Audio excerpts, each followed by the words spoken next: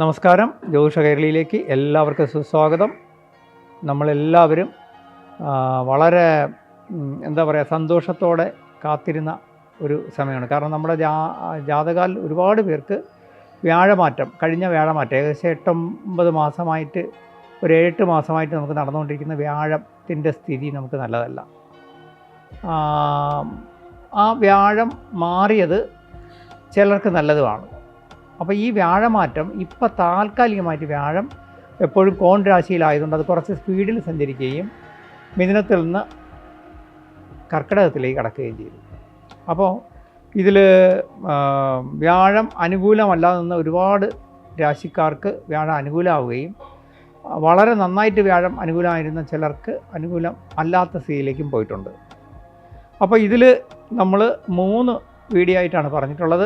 വ്യാഴം ഇപ്പം മാറിയത് ഏറ്റവും ഗുണകരം, അതായത് ഡിസംബർ 10 വരെ ഏറ്റവും ഗുണകരമായിട്ടുള്ളവർ, വലിയ ഗുണദോഷ സമ്മിശ്രമായിട്ട്, അതായത് വലിയ ഗുണവും ദോഷവും ഇല്ലാത്തവർ, പിന്നെ ഇനി നമ്മൾ ഈ പറയാൻ പോകുന്നവർ ജാതകാൽ വ്യാഴം കൊണ്ട് കുറച്ച് ശ്രദ്ധിക്കേണ്ട ആൾക്കാർ, അത് ജാഗ്രത പുലർത്തേണ്ടവരാണ്. അതായത് വ്യാഴത്തിൻ്റെ മാറ്റം നമുക്ക് അനുകൂലമല്ല എന്നർത്ഥം. അനുകൂലമല്ല എന്ന് വെച്ച് കഴിഞ്ഞാൽ അയ്യോ എന്ന് വിളിക്കരുത് ആരും. കാരണം ആദ്യം അത് നിങ്ങൾ മനസ്സിലാക്കേണ്ട വ്യാഴം എന്താണെന്ന് മനസ്സിലാക്കുമ്പോൾ അത് മനസ്സിലാവും. അതായത് വ്യാഴം എന്ന് പറയുന്നത് ബ്രാഹ്മണ ഗ്രഹമാണ്. നമ്മുടെ ഒരു എങ്ങനെ പറയും, കുടുംബത്തിലെ ഒരു കാരണവർ, നമ്മളെ ഉപദേശിക്കാനും നമ്മളെ ഈശ്വരാനുഗ്രഹത്തിലേക്ക് പറഞ്ഞു വിടാനും കഴിയുന്ന, നമുക്ക് ദൈവാധീനം തരുന്ന നമ്മുടെ ഒരു സപ്പോർട്ടറും അനുഗ്രഹകാരിയാണ് വ്യാഴം. അദ്ദേഹം ഒരിക്കലും നമ്മളെ ഉപദ്രവിക്കില്ല. പക്ഷേ ഈ വ്യാഴം ഇപ്പം നിങ്ങൾക്ക് കുറച്ച് കൂറുകാർക്ക് അനിഷ്ടത്തിലേക്ക് പോയി. അനിഷ്ടത്തിലേക്ക് പോയപ്പോൾ നിങ്ങൾ മനസ്സിലാക്കേണ്ടത്, വ്യാഴം നിൽക്കുന്ന സ്ഥാനത്ത്, വ്യാഴം എന്ന് പറഞ്ഞാൽ നമ്മളെ കുടുംബത്തിലെ ഒരു അമ്മാവൻ അല്ലെങ്കിൽ കാരണവരാണെന്ന് വിചാരിക്കുക. അദ്ദേഹം IPS കാരനാണ്. അദ്ദേഹം IG ആയിട്ട് നമ്മളെ നാട്ടിലുണ്ടെങ്കിൽ നമുക്ക് എല്ലാ കാര്യത്തിലും അദ്ദേഹത്തിന് അനുഗ്രഹിക്കാൻ പറ്റും, സപ്പോർട്ട് ചെയ്യാൻ പറ്റും. പക്ഷേ ഈ IPS കാരനായ വ്യാഴം, നമ്മളെ അമ്മാവൻ, പണിഷ്മെൻറ്റ് ട്രാൻസ്ഫറിൽ നമ്മളെ നാട്ടിൽ നിന്ന് മാറി ഉത്തരാഖണ്ഡിൽ സിവിൽ സപ്ലൈസ് കോർപ്പറേഷൻ്റെ MD ആയിട്ട് പോയി. അദ്ദേഹം നിൽക്കുന്ന സ്ഥാനം അങ്ങനെ ആയിപ്പോയി. നമ്മളെ സഹായിക്കാൻ പറ്റില്ല. അദ്ദേഹത്തിൻ്റെ സ്വന്തം കാര്യത്തിൽ പോലും വലിയ സ്വാതന്ത്ര്യം ഉണ്ടാവില്ല. ഇതാണ് വ്യാഴത്തിൻ്റെ ഈ അനിഷ്ട സ്ഥാനം കൊണ്ട് നമ്മൾ മനസ്സിലാക്കേണ്ടത്. അതായത് വ്യാഴം നമ്മളെ ഉപദ്രവിക്കത്തില്ല, ദോഷം ചെയ്യത്തില്ല. പക്ഷേ അദ്ദേഹമാണ് നമുക്ക് ഗുണം ചെയ്യേണ്ടത്. നമ്മളെ അമ്മാവൻ്റെ സ്ഥാനത്ത്, അല്ലെങ്കിൽ നമ്മളൊരു കാരണവരുടെ സ്ഥാനത്ത്, നമ്മുടെ ഒരു അധ്യാപകൻ്റെ സ്ഥാനത്ത്, ഗുരുനാഥൻ്റെ സ്ഥാനത്ത്. പക്ഷേ ഗുരുനാഥനിപ്പം അദ്ദേഹത്തിൻ്റെ സ്വന്തം കാര്യത്തിന് പോലും സ്വാതന്ത്ര്യം ഇല്ലാത്ത ഒരു സ്ഥലത്ത് പോയി നിൽക്കുമെന്ന് വിചാരിച്ചാൽ മതി. ഇതാണ് ഈ വ്യാഴം മാറ്റം കൊണ്ട് നമ്മൾ ചിന്തിക്കേണ്ടത്. അപ്പോൾ ഈ വ്യാഴം മാറിയത് ആർക്കൊക്കെയാണ് അത്ര നല്ലതല്ലാത്തത്? ഇടവൻ രാശിക്കാർക്ക് കഴിഞ്ഞ വ്യാഴമാറ്റം നല്ലതായിരുന്നു. 2-ലായിരുന്നു. ധനം, കുടുംബം, വാക്ക് സ്ഥാനത്ത് വ്യാഴം നിന്നുകൊണ്ട് ഒരുപാട് ഐശ്വര്യം ഉണ്ടായിരുന്നു. പക്ഷേ ഇപ്പം ഇടവൻ രാശിക്കാർക്ക് നല്ലതല്ല. ഇടവം എന്ന് പറയുമ്പോൾ നമുക്കറിയാം, കാർത്തിക 2, 3, 4 പാദങ്ങൾ, രോഹിണി, അത് കഴിഞ്ഞ് മകയിരത്തിൻ്റെ 1, 2 പാദം. അവർക്ക് വ്യാഴം ഇപ്പോൾ കുറച്ച് അനിഷ്ടത്തിലാണ് താൽക്കാലികമായിട്ട്. അപ്പോൾ എന്ത് ചെയ്യണം? എല്ലാ കാര്യങ്ങളിലും ഒരു ശ്രദ്ധയും ജാഗ്രതയും പുലർത്തിയാൽ മതി. വ്യാഴം ദോഷം ചെയ്യില്ല, നമുക്ക് തരേണ്ട സപ്പോർട്ട് തരാതിരിക്കും, അത്രയേ ഉള്ളൂ. പിന്നുള്ളത് കുംഭം രാശിക്കാരെ സംബന്ധിച്ച് വ്യാഴം ഏകദേശം 1-2 വർഷത്തെ ഗ്യാപ്പിന് ശേഷം ഇപ്പം നമുക്ക് 5-ലേക്ക് വന്നു, പൂർവ്വപുണ്യസ്ഥാനത്ത് വന്നു. നമുക്ക് ഒരുപാട് അനുഗ്രഹങ്ങളും ഭാഗ്യങ്ങളും തന്നുകൊണ്ടിരുന്ന വ്യാഴം ഇപ്പം നേരെ 6-ലേക്ക് മാറി. 6 എന്ന് പറഞ്ഞാൽ രോഗ ദുരിതസ്ഥാനം, കടം, കെണി, ചതി ഇതൊക്കെ വരുന്ന സ്ഥാനമാണ്. അപ്പോൾ നമ്മൾ എന്ത് ചെയ്യണം? ജാഗ്രത പുലർത്തണം. വ്യാഴം നമ്മളെ ഒരു ദോഷം ചെയ്യത്തില്ല, വ്യാഴത്തിന് ഇതിലൊരു പങ്കുമില്ല. നമ്മൾ പോയി കടത്തിലും കെണിയിലും ചാടാതെ, ചതികളിൽ പെടാതെ സൂക്ഷിക്കുക. മനസ്സിലായല്ലോ? വ്യാഴത്തിന് ഇതിലൊരു പങ്കുമില്ല. അദ്ദേഹം നമ്മളൊരു കാരണസ്ഥാനത്തുള്ളതിന് അദ്ദേഹം സൈലൻ്റായിട്ട് നോക്കി, അദ്ദേഹത്തിന് സഹായിക്കാൻ പറ്റില്ല, അത്രയേ ഉള്ളൂ. ഇപ്പം നമ്മൾ പോയൊരു ചതിയിലോ വഞ്ചനയിലോ പെട്ടാൽ, ഈ വ്യാഴം എന്ന് പറഞ്ഞാൽ, ഞാൻ നേരത്തെ കഥയിൽ പറഞ്ഞ പോലെ, അമ്മാവൻ IPS കാരനാണെന്ന് പറഞ്ഞിട്ട് കാര്യമില്ല. അദ്ദേഹത്തിന് നമ്മളെ നാട്ടിൽ അദ്ദേഹം IG അല്ല, അദ്ദേഹം ഉത്തരാഖണ്ഡിലാണ്. അദ്ദേഹത്തിന് ചിലപ്പോൾ നേരിട്ട് ഇടപെടാൻ പോലും പറ്റാതെ വരും. അപ്പോൾ അതുകൊണ്ട് അദ്ദേഹത്തിന് ഹെൽപ്പ് ചെയ്യാൻ പറ്റാത്തൊരു സ്ഥാനം നിൽക്കുകയാണ്. ഇപ്പം നമ്മൾ അനാവശ്യ കാര്യങ്ങളിലേക്ക് ചാടരുത്. ഇപ്പോൾ കുംഭക്കൂർ എന്ന് പറയുമ്പോൾ അറിയാമല്ലോ, അവിട്ടം 3, 4 പാദം, ചതയം, പൂരിട്ടാതിയുടെ 3/4, 1, 2, 3 പാദങ്ങൾ. ഇവരിപ്പോൾ കുറച്ച് കാലത്തേക്ക് ശ്രദ്ധ പുലർത്തേണ്ട സമയമാണ്. ഡിസംബർ 10 കഴിയുമ്പോൾ വീണ്ടും വ്യാഴം പൂർവ്വസ്ഥയിലേക്ക് പുറകോട്ട് പോകും. 5ലേക്ക് മിഥുനത്തിലേക്ക് പോകും. വീണ്ടും നമുക്ക് പഴയതുപോലെ ഒരു ഊർജ്ജം കിട്ടും. അത് 2026 മാർച്ച് വരെ നിൽക്കുകയും ചെയ്യും. ഇനി നമ്മൾ വളരെ ശ്രദ്ധിക്കേണ്ട ഒരു കാര്യം, ധനുക്കൂറുകാർക്ക് വ്യാഴം 7 നല്ല സ്ഥാനത്തായിരുന്നു, നമ്മൾ അനുഗ്രഹിച്ചുകൊണ്ടിരുന്നതാണ്. പക്ഷേ ഇപ്പോൾ അദ്ദേഹം അഷ്ടമത്തിലേക്ക് മറഞ്ഞു. അത് കുറച്ച് കടുപ്പമാണ്. കാരണം അഷ്ടമത്തിൽ മറയുമ്പോൾ നമുക്ക് രോഗക്ലേശങ്ങളും കഷ്ടതയും അപ്രതീക്ഷിതമായി പേരുദോഷവും പിന്നെ ഒക്കെ വരാവുന്നൊരു സമയമാണ്. വളരെ ജാഗ്രത പുലർത്തണം. ചെറിയ ആരോഗ്യ പ്രശ്നം വന്നാൽ പോലും ഉടനെ നമ്മൾ ചികിത്സയിലേക്ക് പോകണം. അപ്പം ധനുക്കൂറുകാരാണെന്ന് പറയുമ്പോൾ നിങ്ങൾക്കെല്ലാം ഞാൻ പറയാതെ തന്നെ അറിയാം. മൂലം, പൂരാടം, ഉത്രാടത്തിൻ്റെ 1-ാം പാദം, ഇത്രയും നക്ഷത്രക്കാർ വളരെ ശ്രദ്ധ പുലർത്തേണ്ട സമയമാണ്. അതുപോലെ ധനുക്കൂറ് പോലെ തന്നെയാണ് ഇപ്പോൾ ചിങ്ങക്കൂറുകാർക്ക് 11ൽ ലാഭസ്ഥാനത്താണ് വ്യാഴം നിന്നിരുന്നത്. എന്ന് പറഞ്ഞു കഴിഞ്ഞാൽ അവർക്ക് എല്ലാ കാര്യങ്ങളിലും കുറച്ച് ഐശ്വര്യവും ഭാഗ്യവും ഒക്കെ കൊടുത്തുകൊണ്ടിരുന്നതാണ്. 12ൽ നഷ്ടസ്ഥാനത്തേക്കാണ് ഇപ്പോൾ വന്നത്. നഷ്ടസ്ഥാനത്ത് നിൽക്കുന്ന വ്യാഴം കഷ്ടം ഉണ്ടാക്കുന്നതാണ്. അപ്പോൾ നമ്മൾ ചെയ്യുന്ന കാര്യങ്ങളെല്ലാം ജാഗ്രത പുലർത്തേണ്ട കാലമാണ്.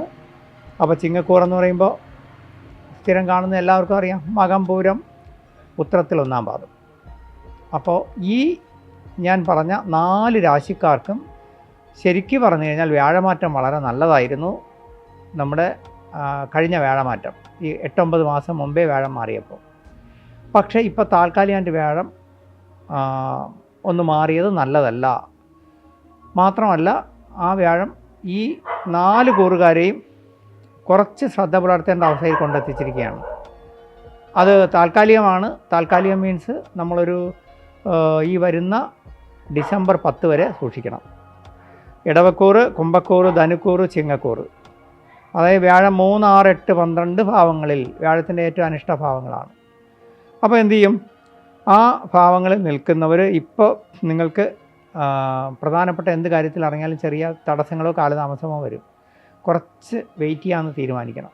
കാരണം ഇതിപ്പോൾ ഒക്ടോബർ അല്ലേ, നവംബർ, ഡിസംബർ 10 വരെ ഏകദേശം ഒരു മാസം, 1.25 മാസത്തിൻ്റെ ഗ്യാപ്പ്. അത്രയും സമയം കുറച്ച് ക്ഷമിച്ചൂടെ? അപ്പം ബിസിനസ്സിൽ പുതിയ പദ്ധതികളൊന്നും ഈ കൂറുകാരെ ആലോചിക്കരുത്. നിലവിലുള്ള ജോലിയിൽ മാറ്റം ആലോചിക്കരുത്. ഉള്ളത് വെച്ചിങ്ങനെ മുന്നോട്ട് പോയിട്ട് ഇപ്പോഴേ പുതിയ ജോലിക്ക് വേണമെങ്കിൽ നിങ്ങൾക്ക് ട്രൈ ചെയ്യാം. പക്ഷേ ഇത് വിടരുത്, പുതിയ ജോയിൻ ചെയ്യുകയും ചെയ്യരുത്. പുതിയ രീതിയിലുള്ള എന്തെങ്കിലുമൊക്കെ പദ്ധതികളും കാര്യങ്ങളൊക്കെ നിങ്ങളുടെ അടുത്തേക്ക് വരും. വളരെ വാച്ച് ചെയ്ത് സൂക്ഷിച്ച് അതിനകത്ത് കൈനഷ്ടം വരാതെ, ധനനഷ്ടം വരാതെ ഇടപെടാവൂ. അതുപോലെ തന്നെ പേരുദോഷം, അപഖ്യാതി എന്നും കേൾക്കാതെ സൂക്ഷിക്കണം. എല്ലാ കാര്യങ്ങളിലും വളരെ കൃത്യമായ നിരീക്ഷണം വേണം. കൂടെ നിൽക്കുന്നവർ, അതായത് കലാ, സാഹിത്യം, രാഷ്ട്രീയത്തിലൊക്കെ പ്രവർത്തിക്കുന്നവർ, ഒപ്പം നിൽക്കുന്നവരിൽ നിന്ന്, കാരണം ഇനിയിപ്പോൾ അങ്ങോട്ട് ഇലക്ഷനൊക്കെ വരാൻ പോവുകയാണ്, ഒപ്പം നിൽക്കുന്നവരിൽ നിന്ന് ചതിയോ കാലുവാരലോ പ്രതീക്ഷിക്കാം. അതുപോലെ തന്നെ ഏറ്റവും വിശ്വസ്തരോട് പോലും നമ്മുടെ ഹൃദയ രഹസ്യങ്ങൾ തുറന്ന് പറയാതിരിക്കുക. അതുപോലെ തന്നെ നമുക്ക് കഴിഞ്ഞ കുറേ കാലങ്ങളായി വ്യാഴം അനുകൂലമായിട്ട് വന്ന സമയത്തൊക്കെ വന്ന പുതിയ പുതിയ സൗഹൃദങ്ങൾ, സോഷ്യൽ മീഡിയ വഴിയൊക്കെ വരുന്ന ബന്ധങ്ങൾ, ഇതൊക്കെ നല്ല വാച്ച് ചെയ്തിട്ട് ഇപ്പോൾ നമ്മൾ ഒരു ആവശ്യമില്ലാത്ത വാഗ്ദാനങ്ങൾക്ക്, ഇടപാടുകൾക്കൊന്നും പോകരുത്. അതുപോലെ തന്നെ നിങ്ങൾ ഇപ്പോൾ ശ്രദ്ധിക്കേണ്ട വേറൊരു വലിയ പ്രധാനപ്പെട്ട കാര്യമെന്ന് വെച്ച് കഴിഞ്ഞാൽ, ഈ വ്യാഴമാറ്റത്തോടു കൂടി നിങ്ങൾ ജീവിതത്തിൽ ദൈവാധീനം വർദ്ധിപ്പിക്കാൻ വേണ്ടുന്ന കാര്യങ്ങൾ, അതായത് യോഗ, ധ്യാനം, ഈശ്വരഭക്തി, പ്രാർത്ഥനാലയങ്ങളുടെ സന്ദർശനം, ഇതൊക്കെ ചെയ്ത് ഈശ്വരാധീനം വർദ്ധിപ്പിക്കുക. അന്നദാനം നടത്തുക. ഗുരുതുല്യരായ ആൾക്കാരെ ബഹുമാനിക്കുക, അവരെ പ്ലീസ് ചെയ്യിക്കുകയും ചെയ്യുക. അതുപോലെ തന്നെ നമ്മൾ നല്ല പ്രായം ചെന്ന വ്യക്തികളെ, വൃദ്ധരായവരെയൊക്കെ മാനിക്കുക. കഴിയുന്നത്ര നമുക്ക് കഴിയുന്ന പോലെ പ്രാർത്ഥനകൾ, പിന്നെ പുരാതനമായ വിഷ്ണു ക്ഷേത്രങ്ങൾ, വിഷ്ണുവിൻ്റെ അവതാരമൂർത്തി ക്ഷേത്രങ്ങൾ സന്ദർശനം ചെയ്യുക. ഗുരുവായൂർ ശ്രീ പത്മനാഭസ്വാമി ക്ഷേത്രം, തിരുവല്ല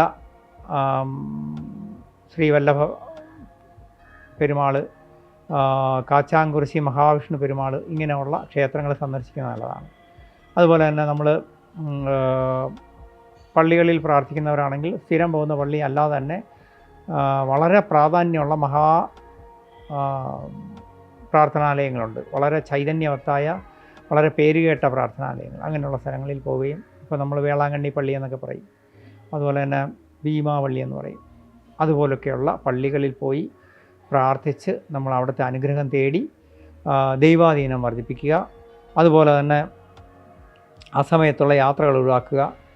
അനാവശ്യമായ രഹസ്യ ഇടപാടുകളെല്ലാം ഒഴിവാക്കുക.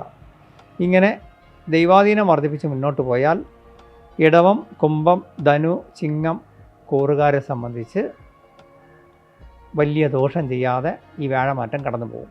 മറ്റൊന്ന്, ജോലിയിലിരിക്കുന്നവരാണെങ്കിൽ നമ്മളെ ഉത്തരവാദിത്തങ്ങൾ വളരെ ജാഗ്രത പുലർത്തണം. നമ്മൾ ചെയ്യേണ്ട കാര്യങ്ങൾ സമയത്ത് ചെയ്യുക, പിന്നടത്തേക്ക് മാറ്റി വയ്ക്കരുത്. അതുപോലെ തന്നെ നമ്മുടെ ഉത്തരവാദിത്തം വേറെ ആരെയും ഏൽപ്പിക്കാതിരിക്കുക. നമ്മൾ ഇടപെടേണ്ട കാര്യങ്ങളിൽ, തീരുമാനമെടുക്കേണ്ട കാര്യങ്ങളിൽ ഒന്നിലധികം തവണ ചിന്തിക്കുകയും ഒരു സെക്കൻഡോ തേർഡോ ഒപ്പീനിയൻ അന്വേഷിച്ചുകൊണ്ട് കാര്യങ്ങൾ ചെയ്യുക.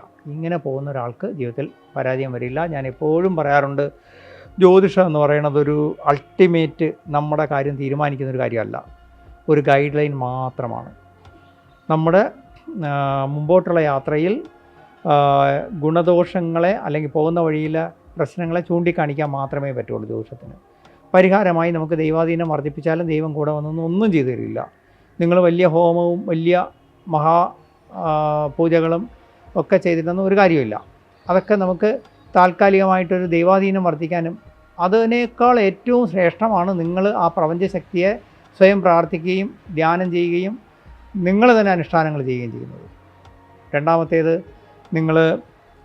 നിങ്ങളുടെ യുക്തിയും ബുദ്ധിയും അപ്ലൈ ചെയ്യുക. ഈശ്വരൻ എപ്പോഴും നമുക്ക് യുക്തിയും ബുദ്ധിയുമായിട്ടാണ് വിളങ്ങുന്നത്. അപ്പം വേണ്ടതുപോലെ തോന്നാൻ ആ പ്രപഞ്ചശക്തിയോട് പ്രാർത്ഥിക്കുക. നമ്മുടെ ഒരു വഴിക്ക് നമ്മൾ യാത്രയ്ക്ക് ഇറങ്ങുമ്പോൾ നമ്മുടെ ഉൾമനസ്സ് പറയും, നമ്മളെ സബ് കോൺഷ്യസ് പറയും അത് വേണ്ട എന്ന് പറയുമ്പോൾ നമ്മളെ ബോധമനസ്സ് പറയും അതല്ല, ഒന്ന് പോയി നോക്കാം. അങ്ങനെ ചിന്തിക്കരുത്. നമ്മുടെ ഉള്ളിൽ നിന്ന് നമ്മുടെ ഉപബോധ മനസ്സ് പറയും നമ്മൾ കേൾക്കണം. നമ്മുടെ ഉള്ളിലൊരു നമ്മളെ നയിക്കുന്ന സോളുണ്ട്, ആ സോള് തരുന്ന നിർദ്ദേശങ്ങൾ ചെയ്യണം. അത് പ്രാർത്ഥനയും ദൈവാധീനം ഉള്ളവർക്ക് അത് കൃത്യമായിട്ട് ഉൾവിളി ഉണ്ടാകും. ആ ഉൾവിളി കളയരുത്. അങ്ങനെ പോവുകയാണെങ്കിൽ ഈ 4 കൂറുകാർ, ഇടവം, കുംഭം, ധനു, ചിങ്ങം കൂറുകാർക്ക് വേറെ പ്രശ്നങ്ങളൊന്നും വരില്ല. എന്തായാലും ഡിസംബർ 10 നിങ്ങൾക്ക് 4 പേർക്ക് വീണ്ടും പഴയതുപോലെ വ്യാഴം അനുഗ്രഹകാരിയായിട്ട് മാറുകയാണ്, മിഥുനത്തിലേക്ക് മാറും. അതുവരെയും കുറച്ച് ക്ഷമയോടെ ഈശ്വരാധീനം വർദ്ധിപ്പിക്കുക. എല്ലാവർക്കും നല്ലതേ വരുള്ളൂ. ഞാൻ ഈ വീഡിയോയിൽ ഏറ്റവും പ്രധാനമായിട്ട് എനിക്ക് പറയാനുള്ളൊരു കാര്യം, ജ്യോതിഷ കൈരളിക്ക് നിങ്ങൾ തരുന്ന സപ്പോർട്ട്, നിങ്ങളുടെ പ്രോത്സാഹനം, ലൈക്ക്, സബ്സ്ക്രിപ്ഷൻ, ഇതിനൊക്കെ പ്രപഞ്ചശക്തിയുടെ പേരിൽ എത്ര നന്ദി പറഞ്ഞാലും തീരില്ല. ഒപ്പം തന്നെ ഇതിൻ്റെ താഴെ എൻ്റെ വാട്സാപ്പ് നമ്പറുണ്ട്. നിങ്ങൾക്ക് കൺസൾട്ടിങ്ങിനായിരുന്നാൽ എന്തെങ്കിലും ഡൗട്ട് ഉണ്ടെങ്കിൽ അതിനകത്തേക്ക് മെസ്സേജ് ഇടുക. എപ്പോഴും മെസ്സേജ് ഇട്ടാൽ പോലും ഞാൻ ഒരിക്കലോ 2 തവണയോ കണ്ടില്ലെങ്കിൽ വീണ്ടും റിമൈൻഡ് ചെയ്യുക. കാരണം പ്രായം കൊണ്ട് എനിക്ക് എപ്പോഴും നിങ്ങളുടെ എല്ലാ കാര്യങ്ങളും പെട്ടെന്ന് ഫോളോ ചെയ്യുമെന്ന് വരികയില്ല. കുറച്ച് മാത്രമല്ല, നമ്മുടെ തിരക്കുമൊക്കെ കൊണ്ട് ചിലപ്പോൾ വിട്ടുപോയാലും നിങ്ങൾ ക്ഷമിക്കണം. കാരണം അതിനകത്ത് വീണ്ടും നിരന്തരം റിമൈൻഡർ ഇട്ട് തന്നെ ഓർമ്മിപ്പിക്കണം. എല്ലാവർക്കും എന്നും നമ്മളൊരു കുടുംബമായി മുന്നോട്ട് പോകാൻ ആ പ്രപഞ്ചശക്തി അനുഗ്രഹിക്കട്ടെ. എൻ്റെ എല്ലാ പ്രാർത്ഥനയും അനുഗ്രഹം ഉണ്ടാകും. ഹരേ കൃഷ്ണ.